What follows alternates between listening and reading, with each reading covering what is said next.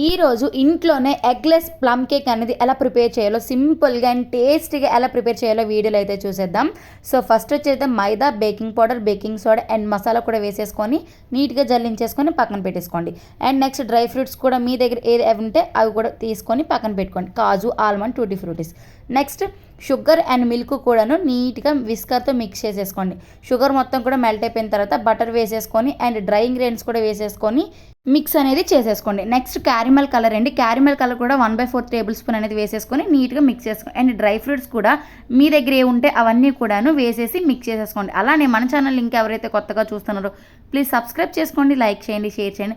And pineapple essence కూడా వేసేసి నీట్గా మిక్స్ చేసేసుకున్న తర్వాత కేక్ టిన్లోకి కేక్ మిక్స్ అనేది రిమూవ్ చేసేసుకొని ఓవెన్లో 180 degrees 45 minutesలో మన కేక్ అనేది రెడీ అయిపోతుంది.